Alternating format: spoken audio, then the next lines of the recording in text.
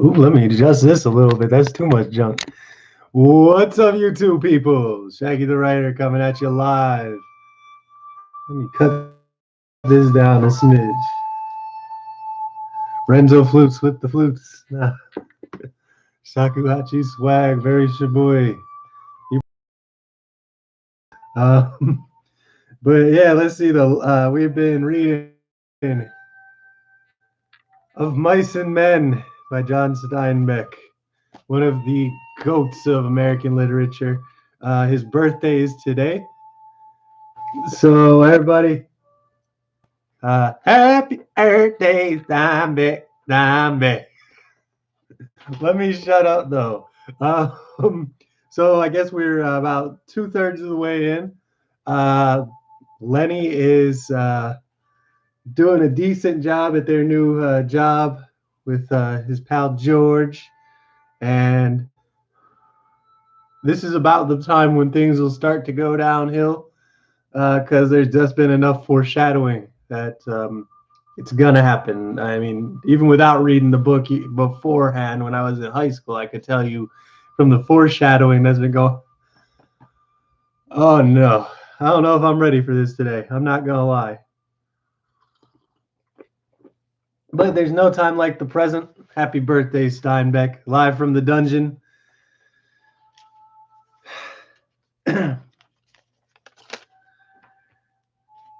Crooks, the stable buck, had his bunk in the harness room, a little shed that leaned off the wall of the barn.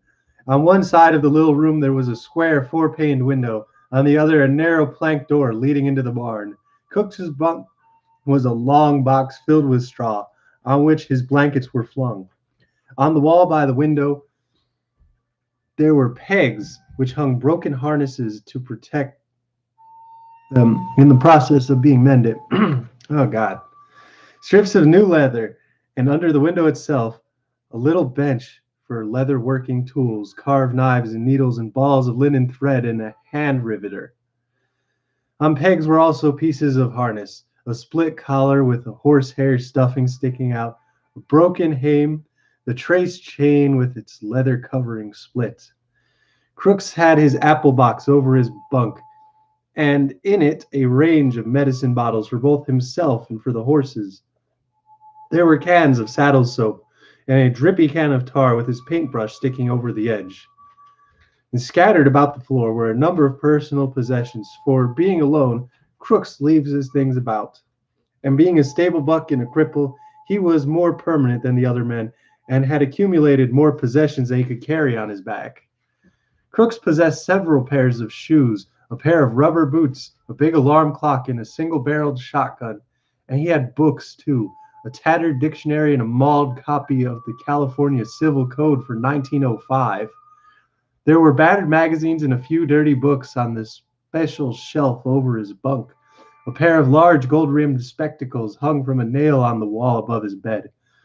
The room was swept and fairly neat, for Crooks was a proud, aloof man.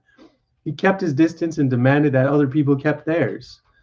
His body was bent over to the left by his crooked spine, and his eyes lay deep in his head because of their depth seemed to glitter with intensity. His lean face was lined with deep black wrinkles, and he had thin, pan-tightened lips, which were lighter than his face. It was a Saturday night. Through the open door that led into the barn came the sound of moving horses, of feet stirring, of teeth chomping on hay, of the rattle of halter chains. In the stable buck's room a small electric globe threw a meager yellow light. Crooks sat on his bunk. His shirt was out of his jeans and back. In one hand he held a bottle of liniment, and with the other he rubbed his spine. Now and then he poured a few drops of the liniment onto his pink-palmed hand and reached up his shirt to rub again.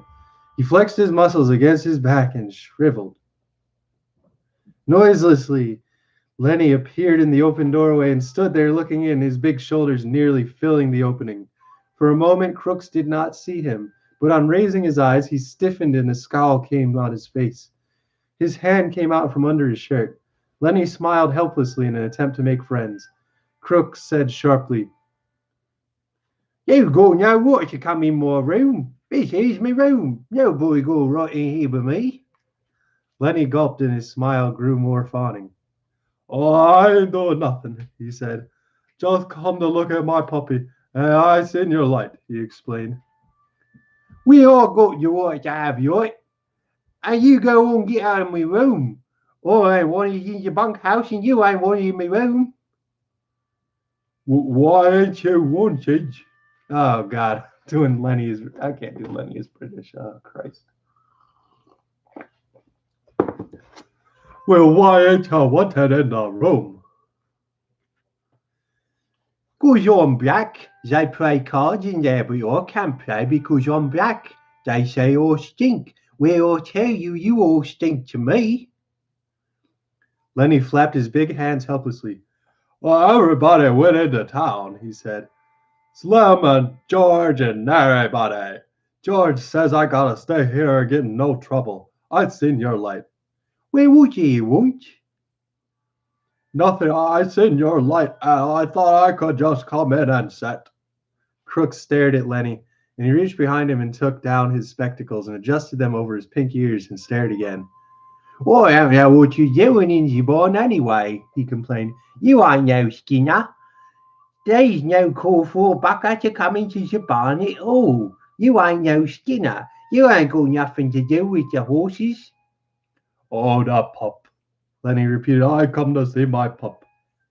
We'll go see your pup then. Don't come in place where you're not wanted. Lenny lost his smile. He advanced a step into the room, then remembered and back to the door again. I looked at him a little. Slim says I pet him very much. Crook said, Well, you been taking him out of the nest all you time. I wonder if the old lady don't move him someplace else. Oh, she don't care. She lets me. Lenny moved into the room again. Crook scowled, but Lenny's disarming smile defeated him. Well, come on in and sit a while, Crook said. Young as you won't get out and leave me alone, you might as well sit down. His tone was a little more friendly. All of you boys down into town, huh? All but Candy. He just sits in the bunkhouse sharpening his pencil and sharpening and figuring. Crooks adjusts his glasses. Figuring? What's Candy figuring about? Lenny almost shouted, About the rabbits! Goddamn rabbits.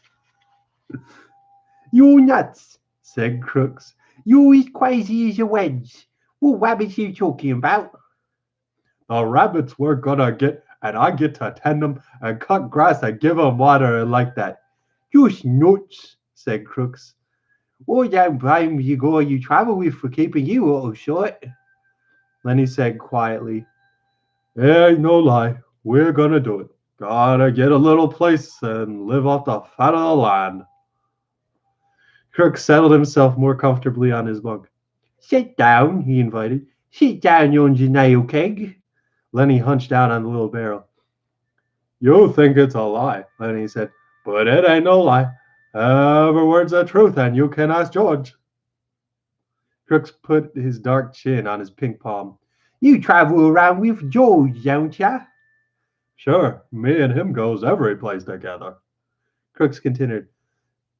Sometimes he talks, and you don't know what the hell he's talking about, ain't that so? He leaned forward, boring Lenny with his deep eyes. Ain't that so? Yes, sometimes. He just talks on and you don't know what the hell he's all about. Yeah, sometimes, but not always. Crooks leaned forward over the edge of the bunk. I ain't a southern person, he said. I was born right here in California. Well, we're playing like he's born in England, but I'll give... This book's like 100 years old. I was born right here in California, I was. Me old man had a chicken ranch, about 10 acres. The white kids come to play at our place, and sometimes I went to play with them. And some of them was pretty nice. My old man didn't like it. I never knew till long later why he didn't like it, but I know now. He hesitated, and when he spoke again, his voice was softer. There wasn't another black family for miles around. And now there ain't a man of colour on this ranch around. There's just one family in Soledad, he laughed. If I say something, why, it's just a black person saying it. Right, his character is actually very important, and I feel kind of bad because I started doing this yesterday, and I'm just committing to it. But yeah, God, there's so much allegory to the state of the U.S. at the time.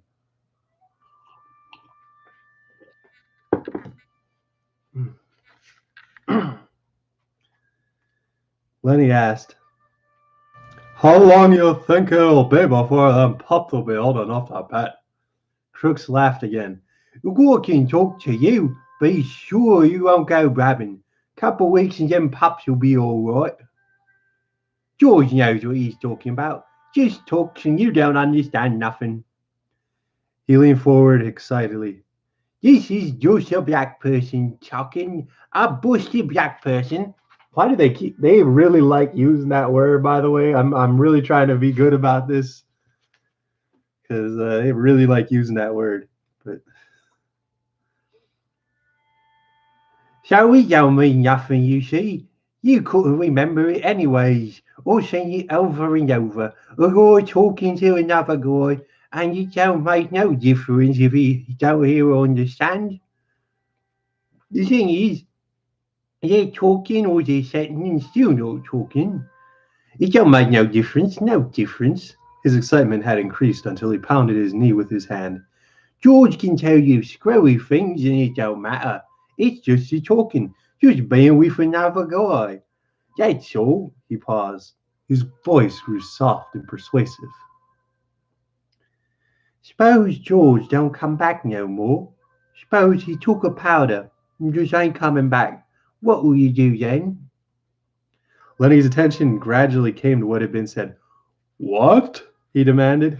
"I said, suppose George went into town tonight and you never heard from him no more." Crooks pressed forward some kind of private victory. "Just suppose that," he repeated. "Oh, he won't do that," Lenny cried. "George won't do nothing like that. I've been with George a long time. He'll come back tonight." But the doubt was too much for him. "Don't you think he will?"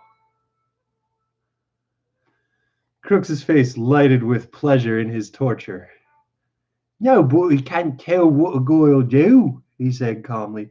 "Let's say he wants to come back and can't. Suppose he gets killed or hurt and he can't come back." Lenny struggled to understand. "George won't do nothing like that," he repeated. "George is careful. He won't get hurt. He ain't never been hurt, 'cause he's careful." "Well, just suppose he don't come back. What'll you do then?" Lenny's face wrinkled with apprehension. "I don't know. Say, what you doing anyways?" he cried. "This ain't true. George ain't got hurt." Crooks bored in on him. "Won't you tell me what happened?" "You take it to the billiards. You tie it up with a coil like a dog." Suddenly Lenny's eyes centered and he grew quiet and mad. He stood up and walked dangerously close toward Crooks. "Who hurt George?" he demanded. Crooks removed his glasses and wiped his eyes with his fingers. "Just sit down," he said. "George ain't hurt." Lenny growled back to the seat on a nail keg. "Ain't nobody going to talk no hurt to George," he grumbled. Crooks said gently, "Maybe you can see now. You got George. You know he's coming back. Suppose you didn't have nobody. Suppose you couldn't go back to your bunkhouse and play with me 'cause he was back. How do you like that? Suppose you had to sit out here and read books. Sure, you could play horseshoes till it got dark, but then you got to read books. Books ain't no good. A guy needs somebody to be near him," he whined. "The guy goes nuts if he ain't got nobody. It don't make no difference who the guy is, as long as he's with you, I tell you," he cried. "I tell you, a guy gets too young and he gets sick." "Oh, George gonna come back," Lenny reassured himself in a frightened voice. "Maybe George come back already. Maybe I better see." Crook said. I didn't mean to scare you. He'll come back. Always talking about myself. A guy sits out here all night, maybe reading books or thinking and stuff like that. Sometimes he gets to thinking, and he got nothing to tell him what's so and what ain't so. Maybe if he sees something, he don't know whether it's right or not. He can't turn to some other guy and ask him if he sees it too. He can't tell. He's got nothing to measure by. I've seen things out here. I wasn't drunk. All I know if I was asleep. If some guy was with me, he could tell me if when I was asleep, and that would be all right. But I just don't know. Crooks was looking across the room now, looking toward the window. Lenny said miserably, George won't go away and leave me. I know George won't do that. The stable buck went on dreamily. I remember when I was a little kid on my old man's chicken ranch. I had two brothers. They was always near me, always there. Used to sleep right in the same room, right in the same bed, all three. We had a strawberry patch. We had an alfalfa patch. Used to turn the chickens out to the alfalfa on a Sunday morning. My brothers sat on the fence rail and watched them white chicken they was. Gradually, Lenny's interest came around when he was being said, George says we're going to have alfalfa for the rabbits. What rabbits? We're going to have rabbits and a berry patch. You're nuts. Oh, we are too. You ask George. You're nuts. Crooks was scornful. I've seen hundreds of men come by the roads and on the ranches with their bindles on your back and all the same damn thing in their heads. Hundreds of them. They come and they quit and they go on. Every damn one of them's got a little piece of land in his head and never a damn one of them ever gets it. Just like heaven. Everybody wants a little piece of the land. I've read plenty of books out here. Nobody gets to heaven and nobody gets no land. It's just in their head. They're all talking all the time about it, but it's just in their head. He paused and looked toward the open door, for the horses were moving restlessly and the halter chains clinked. A horse whinnied. Oh, guess somebody's out there, Crook said. Maybe Sim. Sim comes in sometimes too, 3 times a night. Sim's a real skinner. He looks out for his team. He pulled himself playfully upright and moved toward the door. That you, Sim? He called. Candy's voice answered. Slim went into town. Say, you seen Lenny? You mean the big guy? Yeah, seen him round here in place. He's in here, Crook said shortly. He went back to his bunk and lay down. Candy stood in the doorway, scratching his bald wrist and looking blindly into the lighted room. He made no attempt to enter. Tell you what, Lenny, I've been figuring out about them rabbits. Crook said irritably. You can come in if you want. Candy seemed embarrassed. I do. I do know. Of course, if you want me to. Come on in. If everybody's coming in, you might just as well. It was difficult for Crooks to conceal his pleasure with anger. Candy came in, but he was still embarrassed. You got a nice little cozy place in here, he said to Crooks. Must have been nice to have a room all to yourself this way.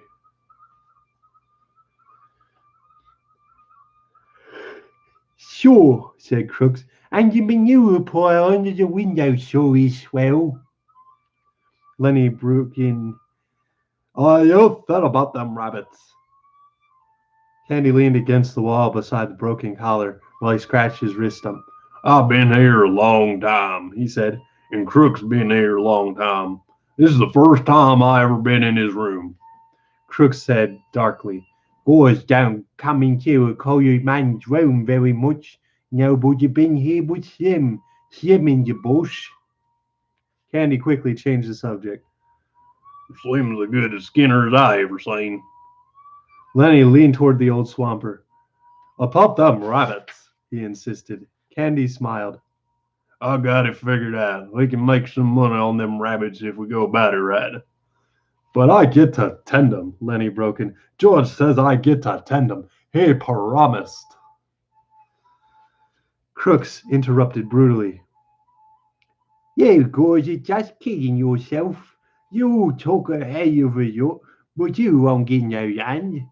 You'll be a swamper here till they take you out in your books. I've seen too many guys. Then he quit and be on the road in 2, 3 weeks. Seems like every guy got a hand in his head. Candy rubbed his cheek angrily. You're goddamn right we're going to do it. George says we are. We got the money right now. Yeah, said Crooks. And where's George now? In town? In the whorehouse? That's where your money's going? Jesus! You've seen it too many times. Or seen too many guys with hands in their head. They'll never get none under their hands. Candy cried. Sure they all want it. Everybody wants a little bit of land, not much, just something that was his. Something he could live on. There couldn't be nobody throw him off of it. I never had done. I planted crops for damn near everybody in this state, but there wasn't any crops when I harvested them. It wasn't none of my harvests. But we're going to do it now. And don't make no mistake about it. George ain't got the money in town. That money's in the bank. Me and Lenny and George, we're going to have a room to ourselves. We're going to have a dog and rabbits and chickens. We're going to have green corn, maybe a cow or a goat. He stopped, overwhelmed with his picture. Crooks asked, You say you got your money? Damn right. We got most of it. Just a little bit more to get. Have it all in 1 month. George got the land all picked out, too. Crooks reached out and explored his spine with his hand. I never seen you go really do it, he said. I seen guys near you is crazy with loneliness for land, but every time a whorehouse or a blackjack game took what it takes, he hesitated. If you guys would want a hand to work for nothing, just his keep, why I'm coming in hand to hand. I ain't so crippled I can't work like a son of a bitch if I want to. Any of you boys seen Curly? They swung their heads toward the door. Looking in was Curly's wife. Her face was heavily made up. Her lips were slightly parted. She breathed strongly, as though she'd been running. Curly ain't been here, Candy said sourly. She stood still in the doorway, smiling a little at them, rubbing the nails of one hand with the thumb and forefinger of the other. And her eyes traveled from one face to another. They left all the weak ones here, she said finally. Think I don't know where they all went? Even Curly, I know where they all went. Lenny watched her, fascinated, but Candy and Crooks were scowling down away from her eyes. Candy said, Then if you know, why you want to ask us where Curly is at? She regarded him amusedly. Funny thing, she said. If I could catch any one man and he's alone, I'd get along fine with him. But just two of the guys getting together and you won't talk. Just nothing but mad. She dropped her fingers and put her hands on her hips. You're all scared of each other, that's what. Every one of you's scared the rest is going to get something on you. After a pause, Crooks said, Maybe you better go along to your own house now. We don't want no trouble. Well, I ain't giving you no trouble. Think I don't like to talk to somebody every once in a while? Think I like to stick to the house all the time? Candy laid his stump of a wrist on his knee and rubbed it gently with his hand.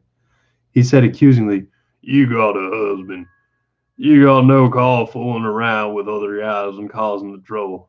The girl flared up. Sure, I got a husband. You all seen him, swell guy, and he spends all his time saying what he's gonna do to guys he don't like, and he don't like nobody. Think I'm gonna stay in that 2x4 house and listen to how Curly's gonna lead with a left twitch and bring on the old right cross? 1, 2, he said. Just the old 1, 2, and he'll go down.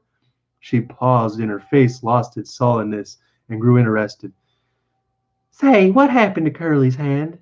There was an embarrassed silence. Candy stole a look at Lenny. Then he coughed. Why, Curly, he got his hand caught in the machine, ma'am, but his hand. She watched for a minute, and then she laughed. Baloney. What do you think you're selling me? Curly started something he couldn't finish. Calling the machine baloney. He ain't give nobody a good old 1-2 since he got his hand bust. Who busted him? Candy repeated sullenly. Got it caught in the machine. All right, she said contemptuously. All right, cover him if you want to. What I care? You bindle bumps think you're so damn good. What do you think I am, kid? I can tell you went out with shows, not just one neither. And the guy told me he could have put me in pinchers. She was breathless at the indignation. Saturday night, everybody out doing something. Everybody, and what am I doing? I'm standing here talking to a bunch of bindle stiffs. This racist ass bitch. Fuck you. A black person, a dum dum, and a lousy old sheep, and liking it because there ain't nobody else. Lenny watched her, lifted his mouth half open. Crooks retired into a terrible, provocative dignity, but cringe came over the old Candy. He stood up suddenly and knocked his nail keg backward. I had enough, he said angrily. You ain't wanted here. We told you ain't. And I tell you, you got floozy ideas about what us guys amounts to. You ain't got sense enough in that chicken head to even see we ain't stiffs. Suppose you got us canned. Suppose you do. You think we'll hit the highway and look for another lousy 2-bit job like this? You don't know that we got our own ranch to go to and our own house. We ain't got to stay here. We got a house and chickens and fruit trees in a place 100 times prettier than this. And we got friends. That's what we got. Maybe there was a time when we was scared of getting canned, but we ain't no more. We got our own land and it's ours, and we can go to it. Curly's wife laughed at him. Baloney, she said. I think too many of you guys. If you had 2 bits in the world, why, you'd be getting 2 shots of corn with it and shucking the bottom of the glass. I know you guys. Ugh, let me get some tea. God.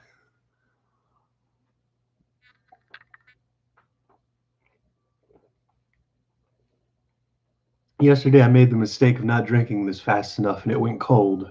So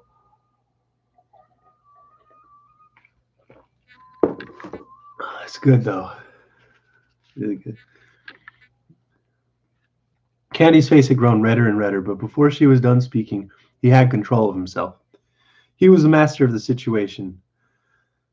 I might have knew, he said gently. Maybe you just better go along and roll your hoop. We ain't got nothing to say to you at all. What we got, and we don't care whether you know it or not. So maybe you better just scatter along now, 'cause Curly maybe ain't gonna like his wife out in the barn with us bindle stiffs. She looked from one face to another, and they were all closed against her. She looked longest at Lenny until he dropped his eyes in embarrassment. Suddenly she said, Where'd you get them bruises on your face? Lenny looked up guiltily. Oh, May? Yeah, you. Lenny looked to Candy for help, and then he looked in his lap again. He got his hand caught in the machine, he said. Curly's wife laughed. Okay, machine, I'll talk to you later. I like machines. Oh, foreshadowing. Oh, foreshadowing. Candy broke in. You ain't this guy alone. Don't you know messing around with him? I'm going to tell George what she says. George won't have you messing with Lenny. Who's George? She asked. That little guy you come with? Lenny smiled happily. That's him, he said. That's the guy, and he's going to let me tend the rabbits. Well, if that's all you want, I might get a couple rabbits myself. Fuck! Crook stood up from his bunk and faced her. Oh, I've had enough, he said coldly. You got no right coming in and your man's room. You got no right messing around here at all. Now you just get out and quick. If you don't, I'm gonna ask the boss not to come in your bar no more. She turned on him in scorn. Listen, extremely derogatory word, she said. You know what I could do if you open your trap. Crooks stared hopelessly at her, and then he sat down on his bunk and drew into himself. She closed on him. You know what I could do? Crooks seemed to grow smaller and pressed himself against the wall. Yes, ma'am. Well, then you keep to your place then. Derogatory word. I could get you strung up on a tree so easy it ain't even funny. God, that makes me happy about what's going to happen to her. Crooks had reduced himself to nothing, like there was no personality, no ego, nothing around to either like or dislike. He said, Yes, ma'am. His voice was completely toneless. For a moment she stood over him, as though waiting for him to move so that she could whip at him again. But Crooks sat, perfectly still, eyes averted, everything that might be hurt drawn in. She turned at last to the other two. Old Candy was watching her, fascinated. If you was to do that, we tell, he said quietly. We tell about you framing crooks. Tell him be damned, she cried. Nobody's gonna listen to you, and you know it, nobody'd listen to you. Candy subsided. No, he agreed. Nobody listened to us. George whined. I wish that George was, or Lenny whined. I wish that George was here. I wish that George was here. Candy stepped over to him. Don't you worry none, he said. I just heard the guys coming in. George will be in the bunkhouse right now, I bet. He turned to Curly's wife. You better go home now, he said quietly. If you go right now, we won't tell Curly you was in here. Eat your own medicine, bitch. She appraised him coolly. I ain't sure you heard nothing. Better not take no chances, he said. If you ain't sure, you better take the safe way. She turned to Lenny. I'm glad you bust up Curly a little bit. He got it coming too. Sometimes I'd like to bust him up myself. Who wouldn't? She slipped out the door and disappeared into the dark barn. And when she went through the barn, the halter chains rattled, and some horses snorted and some stamped their feet. Crooks seemed to come slowly out of the layers of protection he had put on. Was that the truth you said about your gorge coming back? He said. Sure, I heard him. Well, I didn't hear nothing. The gate banged, Candy said and went on. Jesus Christ, Curly's wife can move quiet. I guess you had a lot of practice, though. Fuck.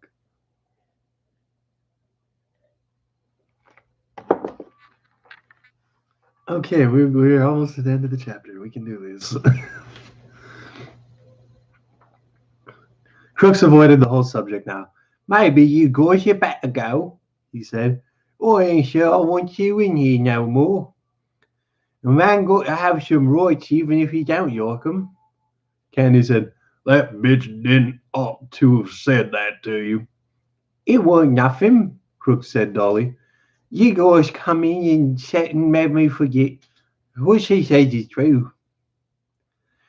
Horses snored out in the barn and chains rang, and a voice called, Oh, Lenny, Lenny, are you in the barn? It's George, Lenny cried, and he answered, Yeah, George, I'm right in here. For a second, George stood framed in the door, and he looked disapprovingly about.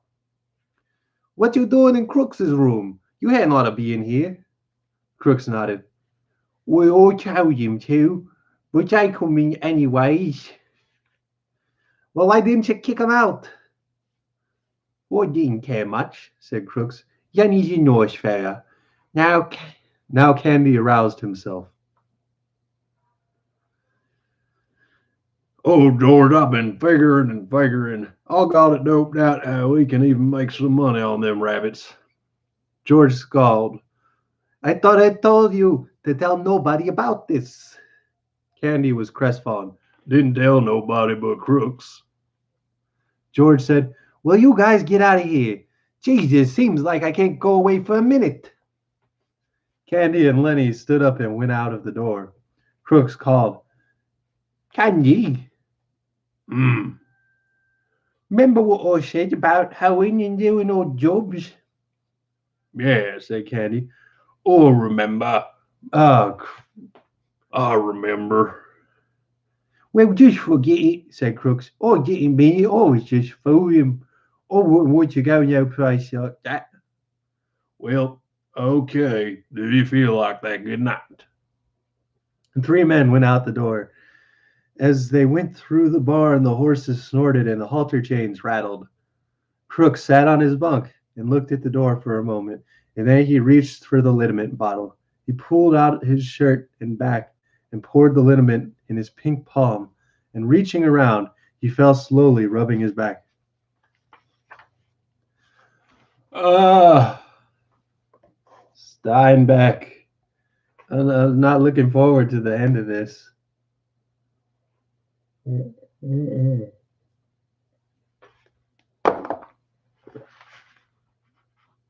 me see.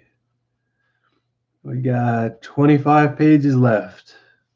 Well, 23. Okay. Let's get it. One end of the great barn was piled high with new hay, and over the pile hung a 4-talon Jackson fort suspended from its pulley. The hay came down like a mountain slope to the other end of the barn, and there was a level place as yet unfilled with the new crop. At the sides, the feeding racks were visible, and between slats the head of horses could be seen.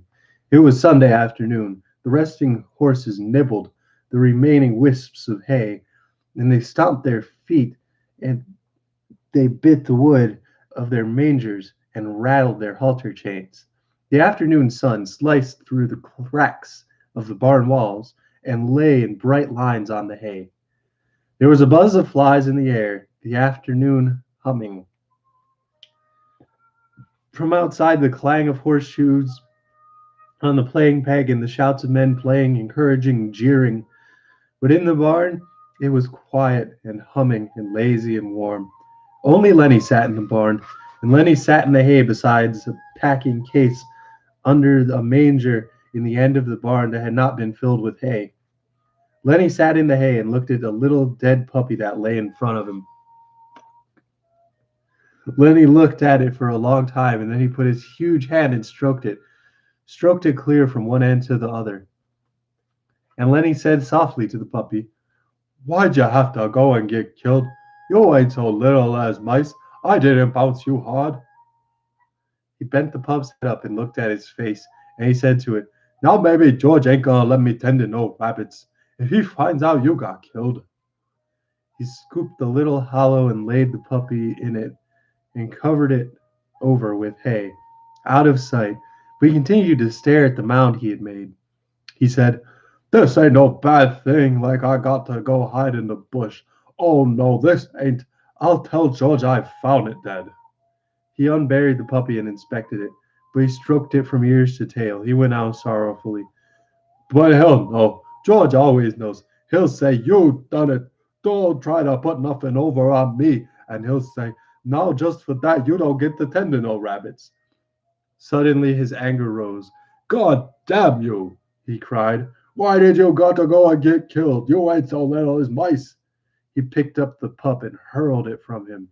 He turned his back on it and bent over to his knees and whispered, "Now I won't get to tend the rabbits. Now he won't let me." He rocked himself back and forward in his sorrow.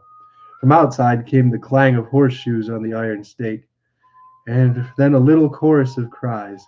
Lenny got up and brought the puppy back and laid it down on the hay and sat down. He stroked the puppy again. "You wasn't big enough," he said. "They told me and they told me you wasn't. I didn't know you could kill so easily." He worked his fingers on the pump's limp ear. "Maybe George won't care," he said. "This here goddamn little son of a bitch wasn't nothing to George." Curly's wife came around the end of the last stall. She was very quiet, so Lenny didn't see her. She wore her bright cotton dress and the mules with the red ostrich feathers. Her face was made up, and the little sausage curls were all in place. She was quite near to him before Lenny looked up and saw her. In a panic, he shoveled hay over the puppy with his fingers. He looked sullenly up at her. She said, "What you got there, sonny boy?" "This cunt." Lenny glared at her. "George says I ain't to have nothing to do with you, talk to you or nothing." She laughed. George giving you orders about everything? Lenny looked down at the hay. Says I can't tell no rabbits if I talk to you or anything. She said quietly, he's just scared Curly'll get mad. Well, Curly got his arm in a sling, and if Curly gets tough, you can break the other hand. God, I hate this bitch. You don't put nothing over on me about getting caught in no machine. But Lenny was not to be drawn. No, sir, I ain't gonna talk to you or nothing. She knelt in the hay beside him. Listen, she said, all the guys got a horseshoe tournament going on. It's only about 4 o'clock. None of them guys is gonna leave that tenement. Why can't I talk to you? I never get to talk to nobody. I get awfully lonely. God, why is awfully lonely always cue for I want to cheat on my husband? Ah, boy.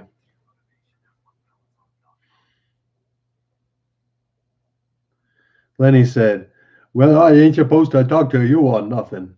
I get lonely, she said. You can talk to people, but I can't talk to nobody but Curly, else he gets mad. How'd you like not to talk to nobody? Lenny said, well, I ain't supposed to. George is scared I'll get in trouble. She changed the subject. What do you got covered up there? Then all of Lenny's woe came back to him. Just my pup, he said sadly. Just my little pup. He swept the hay from the top of it. Why, he's dead. He was so little, said Lenny. I was just playing with him, and he made like he was gonna bite me, and I made like I was gonna smack him, and I done it, and then he was dead. She consoled him. Don't you worry none. He was just a mutt, bitch. You can get another one easy. The whole country's full of mutts. Yeah, it's so much that, Lenny explained miserably. George ain't gonna let me tend no rabbits now. Why don't he? Well, he said if I'd done any more bad things, he ain't gonna let me tend the rabbits. She moved closer to him and spoke soothingly. Don't you worry about talking to me. Listen, the guys will yell out there. They got $4 bet on that tenement. Not one of them ain't gonna leave till it's over. If George sees me talking to you, he'll give me hell, Lenny said cautiously. He'll told me so. Her face grew angry. What's the matter with me? She cried. Ain't I got a right to talk to nobody? What makes them think I am anyway? You're a nice guy. I don't know why I can't talk to you. I ain't doing no harm to you. Well, George says you'll get us in a mess. Oh, nuts, she said. What kind of harm I'm doing to you? Seems like they ain't none of them cares how I gotta live. I tell you, I ain't used to living like this. I could have made something of myself, she said darkly. Maybe I will yet. And then her words trembled out of a passion of communication, as though she hurried before her listener could be taken away. I lived right in the Salinas, she said. Come out there when I was a kid. Well, a show come through, and I met one of the actors. He says I could have went with that show, but my old lady wouldn't let me. She says I was only 15, but that guy says I could have. If I went, I wouldn't been living like this, you bet. Lenny stroked his pup back and forth. We're going to have a little place on rabbits, he explained. She went on with her story quickly before she could be interrupted. Another time I met a guy and he was in pictures. Went out to Riverside Dance Palace with him. He says he was going to put me in the movies. Says I was a natural. Soon as he got back to Hollywood, he was going to write to me about it. She looked closely at Lenny to see whether she was impressing him. I never got that letter, she says. I always thought my old lady stole it. Well, I wasn't going to stay no place where I couldn't get nowhere and make some of myself and where they stole your letters. Asked her if she sold it too, and she says no, so I married Curly. Met him out at the Riverside Dance Palace that same night, she demanded. You listening? Me? Sure. Well, I ain't told nobody this before. Maybe I oughtn't to. I don't like Curly. He ain't a nice fella. Because she had confided in him, she moved closer to Letty and sat beside him. I could have been in the movies and had nice clothes, all them nice clothes like they wear. And I could have seen them big hotels and had pictures took of me. And then they had them previews. I could have went to them and spoke on the radio, and it wouldn't have cost me a cent because I was the picture.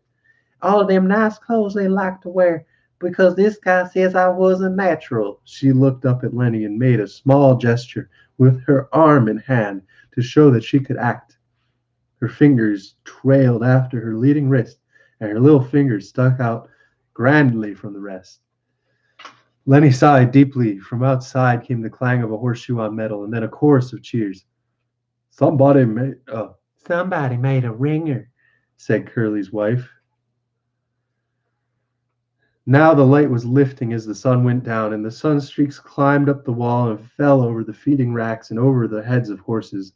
Lenny said, "Maybe if I took this pup out and threw him away, George would never know, and then I could tend to the rabbits without any trouble."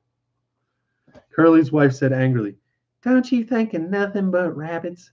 "We're going to have a little place," Lenny explained patiently. "We're going to have a house and a garden and a place for alfalfa, and that alfalfa is for the rabbits. And I take a second gear full of alfalfa and then I take it to the rabbits."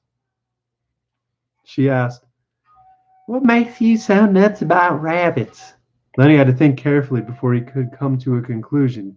He moved cautiously close to her until he was right against her. "I like to pet nice things.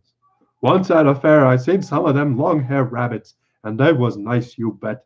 Sometimes I even pet mice, but not when I could get nothing better."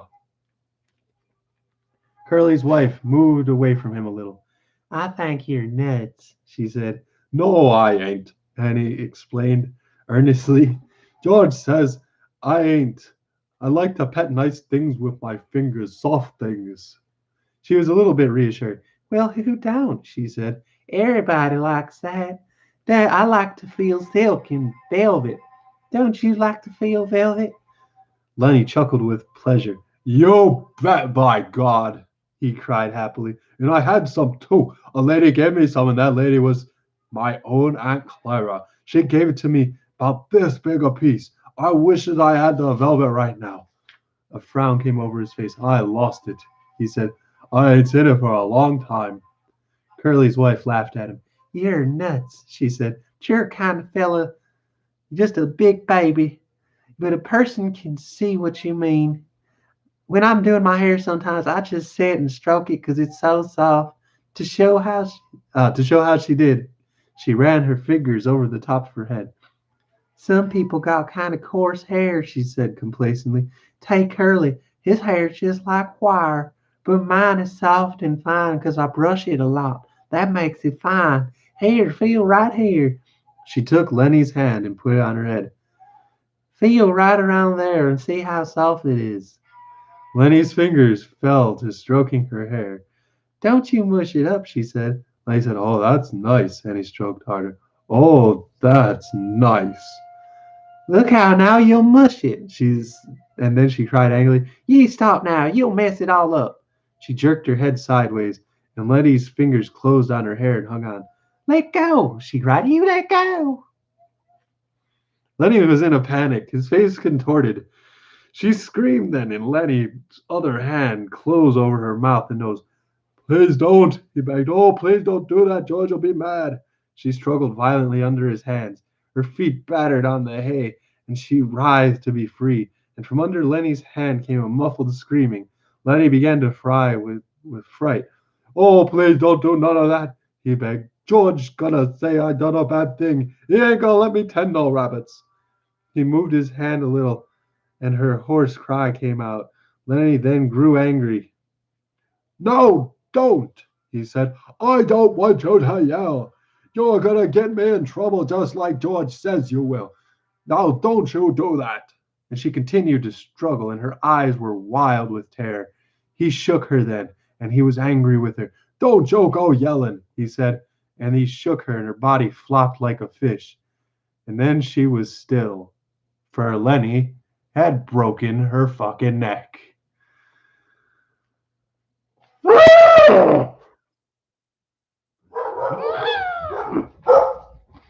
Okay. No, it's okay. Good dogs. Good dogs. Good dogs. I'm sorry, guys. That's like one of the worst deaths. One of the worst deaths in literature. I'm just gonna throw that out there. He looked down at her and carefully he removed his hand from over her mouth, and she lay still. I don't want to hurt you, he said, but George will be mad if you yell. When she didn't answer nor move, he bent closely over her. He lifted her arm and let it drop. For a moment, he seemed bewildered, and then he whispered in fright, I done a bad thing. I done another bad thing. He pawed up the hay until it partly covered her. From outside the barn came the cry of men and the double clang of shoes on metal. For the first time, Lenny became conscious of the outside. He crouched down in the hay and listened. I done a real bad thing, he said. I shouldn't have did that. George will be mad. And, he said, and hide in the bush till he come. He's gonna be mad. And the bush till he come. That's what he said. Lenny went back and looked at the dead girl. The puppy lay close to her. Lenny picked it up. I'll throw him away, he said. It's bad enough like it is. He put the pup under his coat and crept to the barn. And he crept to the barn wall, and he peered out between the cracks toward the horseshoe game. And then he crept around to the end of the last manger and disappeared. The sun streaks were high on the wall by now, and the light was growing soft in the barn. Curly's wife lay on her back, and she was half covered with hay. It was very quiet in the barn in the quiet of the afternoon was on the ranch. Even the clang of the pitched shoes, even the voices of the men in the game seemed to grow more and more quiet. The air in the barn was dusky in advance of the outside day. A pigeon flew in through the open hay door and circled and flew out again. And the last call came a shepherd bitch, lean and long, with heavy hanging dugs. Halfway to the packing box where the puppies were caught, she caught the dead scent of Curly's wife, and the hair rose along her spine. She whimpered and cringed to the packing box and jumped in among the puppies. Curly's wife lay covering in yellow hay, and the meanness and plannings and discontent and the ache for attention were all gone from her face. She was very pretty and simple, and her face was sweet and young. Now her rough cheeks had reddened lips, made her seem alive and sleeping very lightly. The curls, tiny little sausages, were spread on the hay behind her head, and her lips were parted. As happens sometimes, a moment settled and hovered and remained much more than a moment, and sound stopped and movement stopped for much, much more than a moment. Then gradually time awakened again and moved sluggishly on. The horses stamped on the other side of the feeding tracks, and the halter chains clanked. Outside, the men's voices became louder and clearer. From the end of the last stall, old Candy's voice came. Lenny, he called. Oh, Lenny, you in here? I've been figuring some more. I'll tell you what we can do, Lenny. Old Candy appeared around the end of the last stall. Oh, Lenny, he cried again, and then he stopped, and his body stiffened. He rubbed his smooth old wrist on his white stubble whiskers. I didn't know you was here, he said to Curly's wife. When she didn't answer, he stepped nearer. You oughtn't to sleep out here, he said disapprovingly, and then he was beside her, and, oh, Jesus Christ. He looked about helplessly and rubbed his beard, and then he jumped up and went quickly out of the barn. The barn was alive now. The horses stamped and snorted, and they chewed the straw of their bedding, and they clashed the chains of their halters. In a moment, Candy came back, and George was with him. George said, what was it you wanted to see me about? Candy pointed at Curly's wife. George stared. What's the matter with her? He asked. He stepped closer and then echoed Candy's words. Oh, Jesus Christ. He was down on his knees beside her. He put his hand over her heart, and finally, when he stood up, slowly and stiffly, his face was hard and tight as wood, and his eyes were hard. Candy said, What done it? George looked coldly at him. Ain't you got any idea? He asked, and Candy was silent. I should have knew. George said hopelessly. I guess maybe way back in my head I did. Asked. What are we gonna do now, George? What are we gonna do now? George was a long time in answering. Guess guess we gotta tell the guys. Guess we gotta get him and lock him up. We can't let him get away. Why, the poor bastard is starved. And he tried to reassure himself. Maybe they'll lock him up and be nice to him. But Candy said excitedly, We ought to let him get away. You don't know that, Curly. Curly gonna want to get. I'm lynched. Curly, I'm get him killed. George watched Candy's lips. Yeah, he said at last. That's right, Curly will. And the other guys will. And he looked back at Curly's wife. Now Candy spoke his greatest fear. You and me can get that little place, can't we, George? You and me can go out there and live nice, can't we, George? Can't we? Before George answered, Candy dropped his head and looked down at the hay. He knew. George said softly, I think I knowed from the very first. I think I knowed we'd never do her. He used to like to hear about it so much. I got to thinking maybe we would. Then it's all off? Candy asked sulkily. George didn't answer his question. George said, Oh, I'll wait my month and take my $50 and I'll stay all night at some lousy cat house. Or I'll sit in the pool room till everybody goes home. If then I'll come back and wait another month and then I'll have $50 more. Candy said, He's such a nice feller. I didn't think he'd do nothing like this. George still stared at Curly's wife. Lenny never done it in meanness, he said. All the time he done bad things, but never done one of 'em mean. He straightened up and looked back at Candy. Listen, we gotta tell the guys. They gotta bring him in, I guess. There ain't no way out. Maybe they won't hurt him, he said sharply. I ain't gonna Lenny. Now you listen. The guys might think I was in on it. I'm gonna go to the bunkhouse. Then in a minute you come out and tell the guys about her. I'll come along and make like I never seen her. Will you do that? So the guys won't think I was in on it? Candy said, Sure, George.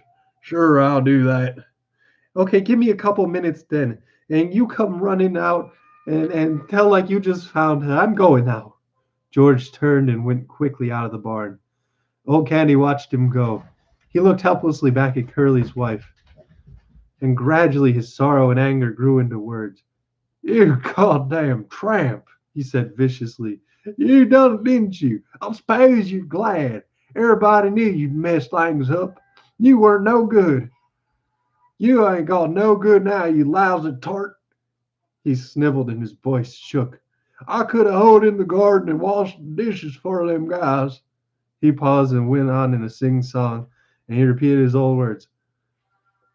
If they was a circus or baseball game, we would have went to her. Just said to hell with work and went to her. Unless ain't nobody ever said so. And they'd been pig and chickens, and in the winter, the little fat stove, and the rain coming, and us just sitting there. His eyes blinded with tears, and he turned and went weakly out to the barn, and he rubbed his bristly whiskers with his wrist stump. Outside, the noise of the game stopped. There was a rise of voices in question, a drum of running feet, and men burst into the barn. Slim and Carlson and young Wit and Curly and Crook keeping back out of the attention range. Candy came after them, and last of all came George. George had put on his blue denim coat and buttoned it, and his black hat was pulled down low over his eyes. The men raced around the last stall. They found Curly's wife in a gloom. They stopped and stood still and looked. Then Slim went over to her, and he felt her wrist. One lean finger touched her cheek, and then his head went under her slightly twisted neck, and his fingers explored her neck. When he stood up, men crowded near, and the spell was broken. Curly suddenly came to life. I know who done it, he cried. That big son of a bitch done it. I know he done it. While everybody else was out there playing horseshoes, he worked himself into a furry. I'm gonna get him.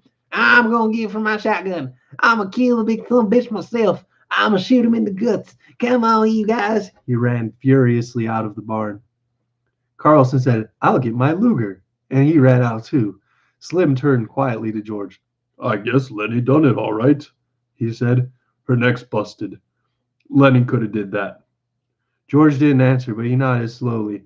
His hat was so far down on his forehead that his eyes were covered. Slim went on. Maybe like that time in Weed you was telling about. Again, George nodded. Slim sighed. Well, I guess we gotta get him. Where you think he might have went? It seemed to take George some time to free his words. He would have went south, he said. We come from the north, so he would have went south. I guess we gotta get him, Slim repeated. George stepped close. Couldn't we maybe bring him in? They'll lock him up. He's not Slim. He never done this to be mean. We might, he said. If we could keep Curly in, we might. But Curly's gonna want to shoot him. Curly's still mad about his hand.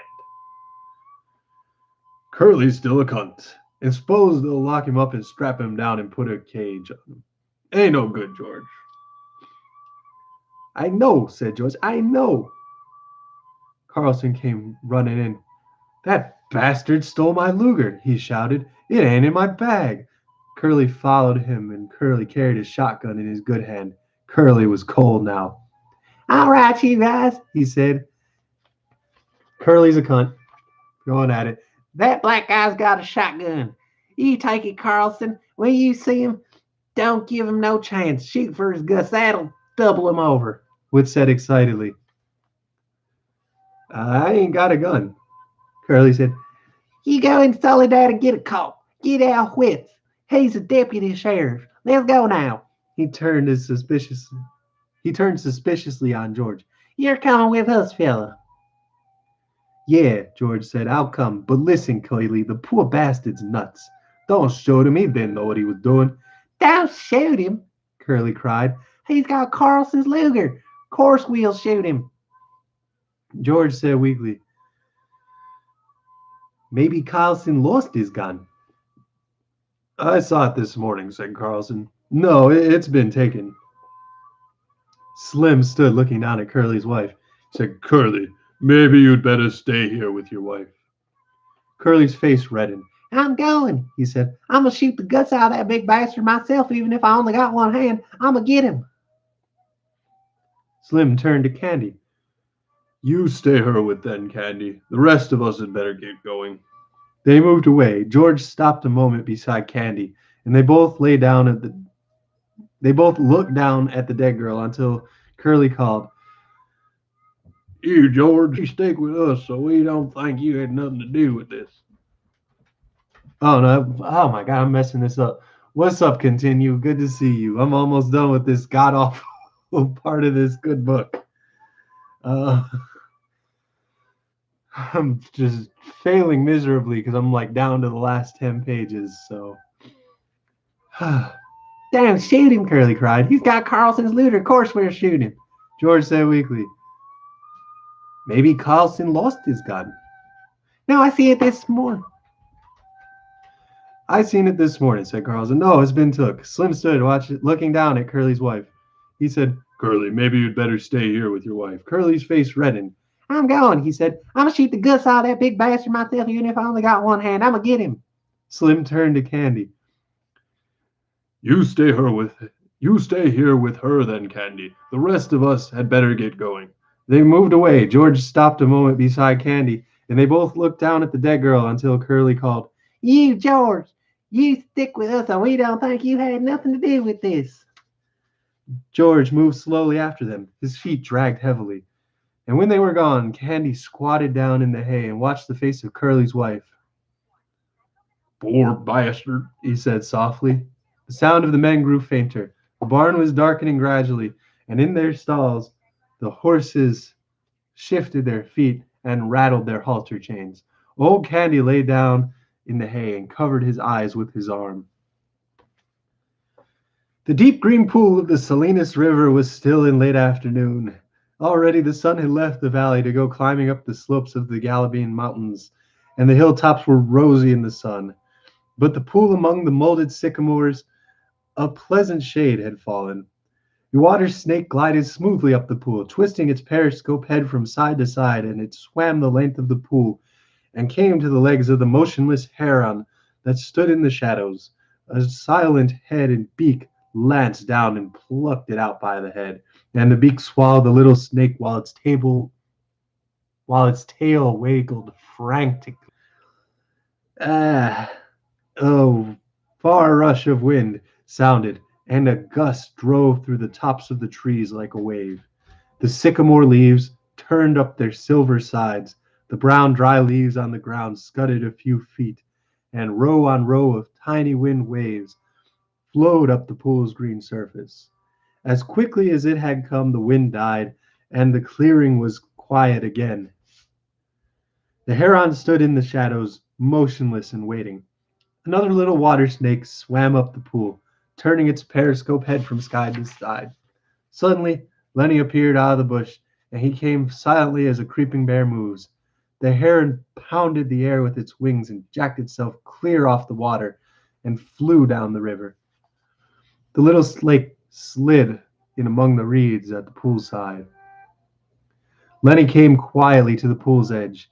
He knelt down and drank, barely touching his lips to the water. When a little bird skirted over the dry leaves behind him, his head jerked up and he strained toward the sound with his eyes and ears until he saw the bird and dropped his head and drank again.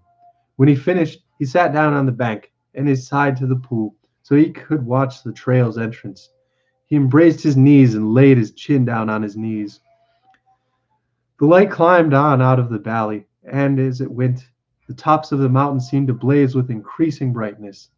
Lenny said, "I didn't forget you back, goddamn. Hide in the bush and wait for George." He pulled his hat down low over his eyes. "George gonna give me hell," he said. "George gonna wish he was alone and not have me bothering him." He turned his head and looked at the bright mountain tops. And "I can go right off there and find a cave," he said. And he continued sadly, "and never have no ketchup, but I won't care. If George don't want me, I'll go away. I'll go away." And then from out of Lenny's hand there came a little old fat woman. Wait, what the hell? And then from out of Lenny's head there came a little old fat woman. She wore thick bullseye glasses and wore a huge gingham apron with pockets.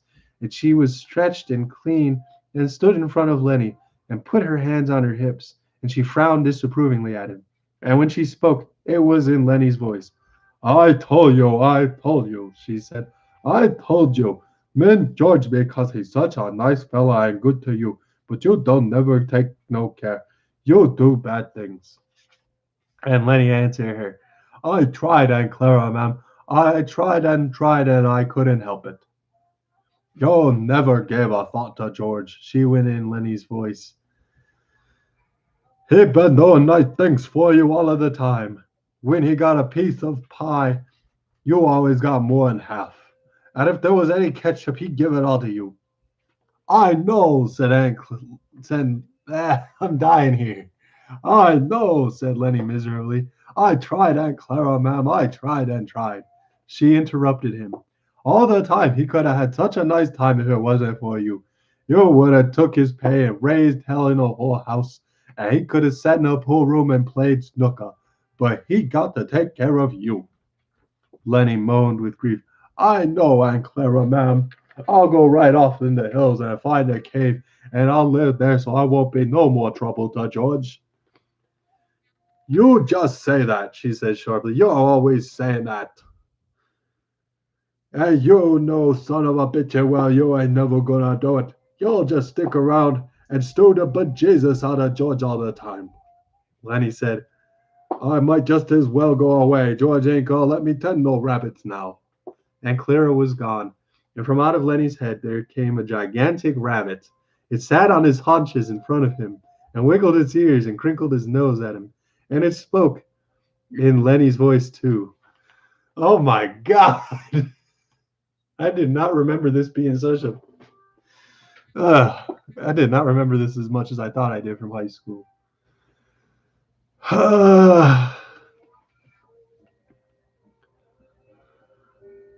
rabbits, it said scornfully. You crazy bastard. You ain't fit to lick the boots of no rabbit. You'd forget 'em and let 'em go hungry. That's what you'd do. Then what would George think? I would not forget, said Lenny loudly. The hell you wouldn't, said the rabbit. You ain't weighed a grease jack pin to ram you into hell. Christ knows George done everything he could not to jack you out of the sewer. But it don't do no good.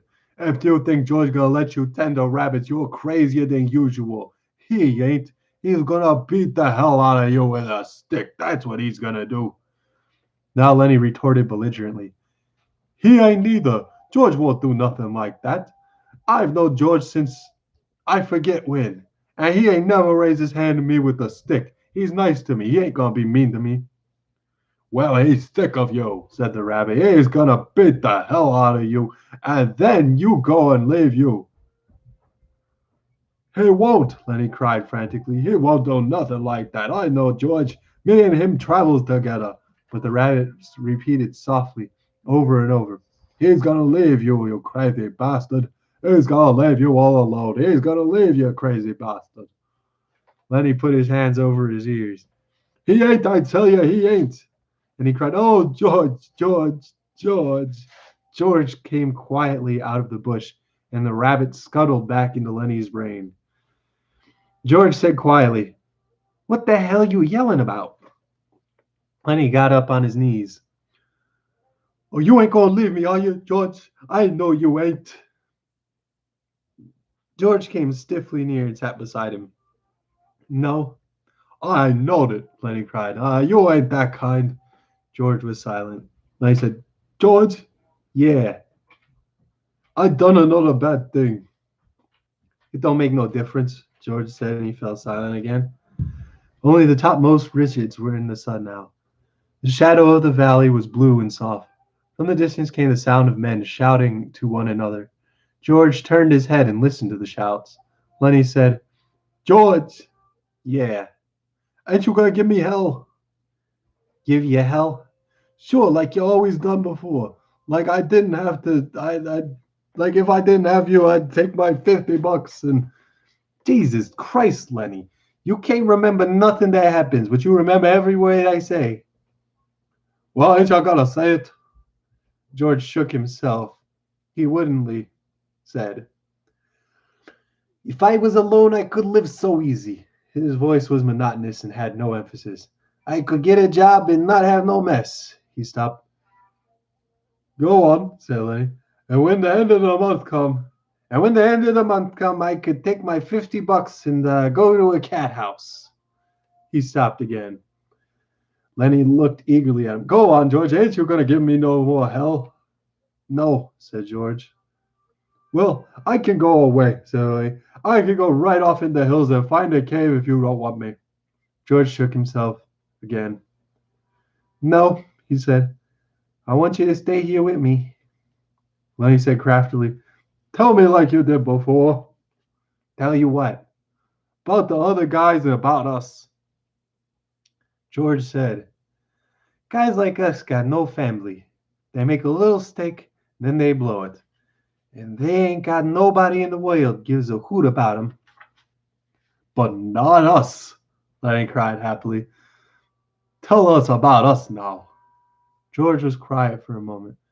But not us, he said. Because? Because I got you, and I got you. We got each other. That's what. That kills a hootin' hell about us, Lenny cried in triumph. A little evening breeze blew over and carried, and the leaves rustled in the wind. Waves flowed up the green pool, and the shouts of men sounded again, this time much closer than before. George took off his hat. He says shakily, Take off your hat, Lenny. There feels fine. Lenny removed his hat dutifully and laid it on the ground in front of him. The shadow of the valley was bluer, and evening came fast. On the wind, the sound of crashing brush came to them. Lenny said, That's how it's gonna be. George had been listening to the distant sounds. For a moment he was business-like. Look across the river, Lenny, and I'll tell you so you can almost see it. Lenny turned his head and looked across the pool and up the darkening slopes of the Galabans. We're going to get a little place, George began. He reached in his side pocket and brought out Carlson's Luger. He snapped off the safety, and the hand and gun lay on the ground behind Lenny's back. He looked at the back of Lenny's head, at the place where the spine and skull were joined. A man's voice called up from the river, and another man answered. Go on, said Lenny. George raised the gun and his hand shook, and he dropped his hand to the ground again. Go on, said Lenny. How's it gonna be? We're gonna get a little place. Yeah, we'll have a cow, said George. And we'll maybe have a pig and chickens. And down the flat, we'll have a little piece alfalfa. For the rabbits, Lenny shouted. For the rabbits, George repeated. And I get to tend the rabbits. And you get to tend the rabbits. Lenny giggled with happiness. And live off the fat of the land. Yes. Lenny turned his head. No, Lenny, look down across the river like you can almost see the place. Lenny obeyed him. George looked down at the gun. There were crashing footsteps in the brush now. George turned and looked toward them. Go on, George. Where we gonna do it? Gonna do it soon. Man, you, me, everybody gonna be nice to you. Ain't gonna be no more trouble. Nobody gonna get hurt, no steal from them. And Lenny said, I thought you was mad at me, George. No, said George. No, Lenny, I ain't mad. I never been mad. And I ain't now. That's the thing I want you to know. The voices came close now. George raised his gun and listened to the voices.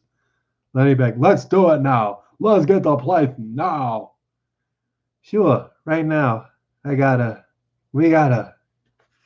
George raised the gun and steadied it. He brought the muzzle of it close to the back of Lenny's head. The hand shook violently, but the face set and the hand steadied. He pulled the trigger. It's like you know it was coming, but goddamn. The crash of the shot rolled up the hills and rolled down again. Lenny jarred and then slowly settled forward into the sand, and he lay without quivering. George shivered and looked up at the gun, and he threw it from him. Back up on the bank near a pile of old ashes. The brush seemed filled with cries and the sound of running feet. Slim's voice shouted, George, where you at, George? But George sat stiffly on the bank and looked at his right hand that had thrown the gun away. The group burst into the clearing, and Curly was ahead. He saw Lenny lying on the sand. Got him, by God. He went over and looked down at Lenny, and then looked back at George. Right in the back of the head, he said. Slim came directly to George and sat down beside him, sat very close to him. Never you mind, said Slim. A guy got to sometimes. But Carlson was standing over George. How'd you do it? He asked. I just done it, George said tiredly. Did he have my gun? Yeah, he had your gun. And you got it away from him and took it and you killed him. Yeah, that's how. George's voice was almost a whisper. He looked steadily at his right hand that held the gun. Slim twitched George's elbow. Come on, George. Me and you'll go and get a drink. George let himself be helped to his feet. Yeah, a drink, Slim said. You had her, George. I swear you had her. Come with me. He led George to the entrance of the trail and up toward the highway. Curly and Carlson looked after them. And Carlson said, Now what the hell you suppose is eating them two guys? Fuck you, Carlson. That's it. That's the end. I'm done. Yo. Yes, so that was Of Mice and Men, an American classic by John Steinbeck. It's Steinbeck's birthday today. Mad love to Against the World G for this wonderful camera that didn't really improve a whole lot on my laptop, but when I brought it to this computer that's kind of down in the basement storage. It made everything so crystal clear. Between that and the fantastic microphone, I gotta say I'm pretty happy with the setup here. Huge love, all kinds of love. Shouts out, don't watch, continue. Shouts out Renzo Flutes. He was in on this when I was doing the first session. So I might have to come back and re-record the first chapter just because it didn't come out all that great. But yeah, now we have the whole book available on my YouTube. So once again, thank you guys so much for coming. And shouts out to Octawave. You're probably going to watch this after the fact because he showed up at the other two for sure. But I need to go get some more tea and cry for a while. So thank y'all so much for showing up. Have a great rest of your day. Faux Faith, NFA gang.